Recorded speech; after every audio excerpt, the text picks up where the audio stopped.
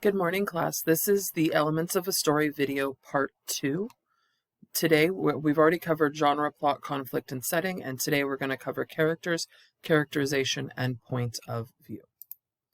To start with characters, we have two main types of characters. You have the protagonist and the antagonist. The protagonist is the main character. The antagonist is the person in conflict with the main character. You can have a protagonist that is more negative and an antagonist that is positive. It's mainly the idea that they are the main character and the character in conflict with the main character. Think of Streetcar Named Desire. Blanche is our main character, but she isn't the best of main characters. And then it's Stanley that goes against her. It's almost like we have two antagonists in the story, but Blanche is the main and Stanley would be the antagonist. The next ones we have these four: dynamic, round, static, and flat, are characteristics you use to describe the character and the changes that they go through within the story. So dynamic and static go together. Dynamic means that the character went through a change within the story. Static means they stayed the same. Okay, so if we look at A Streetcar Named Desire, Stanley stays the same throughout the story. So he would be considered a static character. He's always the brute, he's always that manly character and doesn't show that change. Okay? Whereas dynamic is someone who would change. You have Blanche. She's trying to change. And you see that change at the end after the rape happens, and you see that difference within her and how it takes place. Round and flat go together. Round means that the character has several characteristics that you are fully aware of. They are fully developed character. Whereas a flat character, which usually fits as the secondary characters, is someone who stays the same through, as in like they have the same characteristic throughout. So you could think of Stella as being a flat character. She has that same characteristics with her sister, that same submissive aspects, unlike Blanche and Stanley, who are fully rounded characters. Okay. To look at this also, round and dynamic usually go together, as in a round character is usually dynamic, but not always, because we have Stanley who is round, but Stanley is actually static because he stays the same. And then the same thing with flat and static. They are usually paired together, but it doesn't always happen though. I'm just saying more than likely, but each character will have two of these to describe them. Okay. They'll either be round or static, and then they will also either be flat or they'll either be round or flat, or they'll be dynamic and static. Okay, the last two I have pictures to show you. So a stock character is a stereotypical character. So they are there because we know and understand the stereotype. They're the jock, the nerd, the cheerleader. They fit those stereotypes. In here we also have things like the evil guy. We have the princess, the goth, the wolf. Those ideas, as in like Little Red Riding Hood and the Big Bad Wolf, those are stock characters. So when a stock character shows up, like the grumpy old man, the cat lady, all of those stereotypical characters are stock because when the author or the director wants them to show up, they want that stereotype. They want you to understand that type of a character and already have those expectations to go with it. Foil. A foil is a character who is compared and contrasted with the protagonist. I like to think of this as you have characteristics between the two characters, whereas Harry Potter has this set of characteristics and Ron Weasley has this set of characteristics. And when you put them together, Ron's version of these make Harry's enhanced. Okay, so it's almost like they make a whole character in there. So if one character is pessimistic and the other one is optimistic, it makes the pessimism more obvious because of how optimistic the other person is. Okay. The other ones we have from Kite Runner, Amir and Hassan. Not only do you have the ethnic diversity in there, but you also have that idea of whether they're a kite runner or a kite flyer. You have the idea of one being feeling guilty and repentant, and you have the idea of the other one being forgiving. So you definitely have that idea of that contrast within there. Okay, characterization. Characterization is the creation of the image of imaginary persons in drama, narrative, poetry, novels, and short stories. So it's how the author portrays the character is how we get their characterization.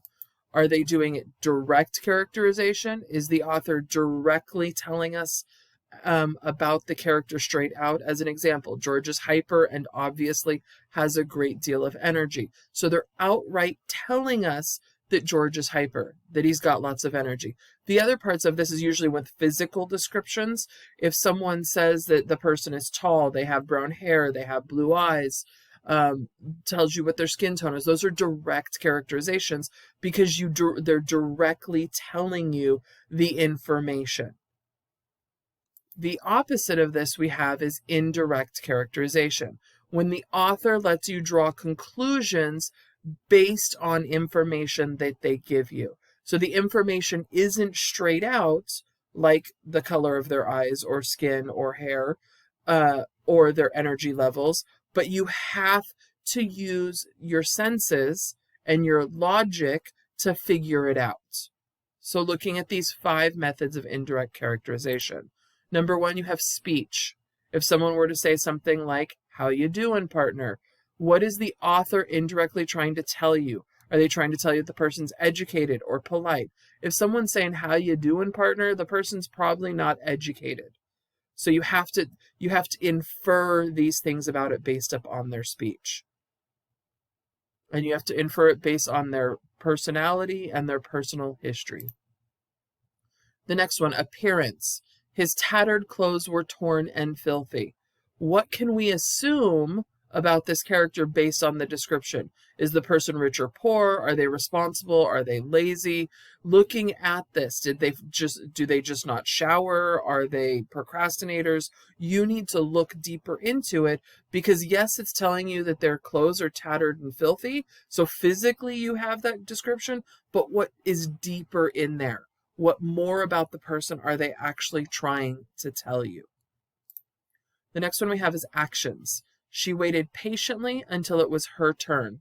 She made sure to thank the salesperson when his business was complete. What does this action suggest about the character? Is she being thoughtful? Is she being manipulative? So looking at the adjectives and the verbs in here, waited patiently. Okay, thank the salesperson. So looking at the politeness in here, the thoughtfulness that's in here, it's not coming right out and saying she is polite and thoughtful. Instead, it's saying that she's patient and waited and made sure to thank. The 4th one, private thoughts. As he stood in line, he thought to himself, "This cashier is incompetent and needs to be fired." The key here is he thought to himself. So we don't normally see what's going on in a character's head unless the author tells us what's going on, or if they are the first person narrator and telling it to us. What does this thought tell us about the character? Not about the person that they're describing, but about the character. Are they angry? Are they sad? Are they upset? What just happened in the moment that made them think this about the person? Are they jumping to quick judgments? Are they being unrealistic or demanding or having a bad day? These are all types of questions that you can ask based on the idea of the private thought that's going through their head. And this helps to reveal that further characterization. Okay, the last one. Others' response to the character. When he walked into the room, everyone rolled their eyes and tried to scatter. So based on that description and that sentence, what does everyone else think about this character? Is the character feared? Is he respected? Do people not want to be near him? It fits into that idea of being indirect. So indirectly, the author is telling you that people hate this person or they're just annoyed with this person. Okay, now on to point of view, which will now be referred to as POV. It is the perspective from which an author presents a story. Okay, the POV is shaped by the author's choice of narrator. A narrator is the person who tells the story. The story may be told from the first person POV or the third person POV. First person meaning that it uses the I, me, our, we, or my. So it uses those first person pronouns. This is the opposite of what we call the omniscient POV, which I'll look at in just a minute. The narrator is a character in the story and is usually the main character. Okay. The difference in this is The Great Gatsby. Nick is the main character. Nick is the narrator, but Nick is not the main character. It's actually Gatsby who's the main character. So it fits in that idea of it not being that main character aspect. A first-person narrator may be biased in their view of characters or events. This type of character is called an unreliable narrator.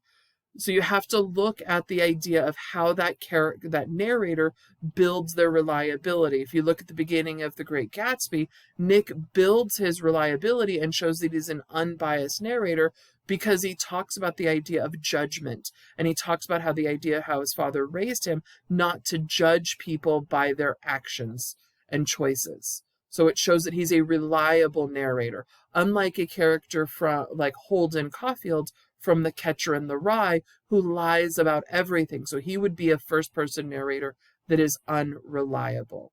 So you have to look at their character base to figure out if they're reliable or unreliable. The next one we have is third-person point of view. These stories use pronouns like he, she, or they. It usually falls into the idea of omniscience, whereas it's a person above that is all-knowing. They know everything about the story taking place, and it's kind of like they're pulling the strings like a puppet master and making those decisions. Okay, and I also like to think of it as like a god type narrator. The narrator is outside the story altogether and tells us as much or as little as he or she wants us to know. Okay, the first person we have is limited point of view. The first one we had was third person omniscient. Omniscient means they know the whole story. Okay, whereas third person limited point of view is their scope is limited to just the protagonist or just the antagonist or just these two characters. So it's not the entire story, it's the small scope of the story. Okay, so we're not seeing in all of the characters' minds, we're only seeing in one or two of the characters' minds. Okay, the next one we have is stream of consciousness. This can be done in first or third person, but it recounts thoughts, impressions, and feelings of the narrator. This lacks filter of causality or logic. It's often fragmented, it quick transitions, and it's often an interior monologue. Think of it as this idea of someone is narrating every thought that goes through your head in the moment it goes through your head. So in this moment, I'm thinking about I need breakfast. And then I'm thinking about I want to go for a jog. And then I'm thinking about I want to watch this. And then I'm thinking about that. It's that entire stream of consciousness. So it's your brain narrated second by second. And it's not always logic. And it doesn't always make sense. Okay. And we're going to look at examples of this so that you understand what I mean by stream of consciousness. Okay, that's the end for today. Make sure that you are taking your notes or make sure that you upload your notes. And I will see you back in class on Monday.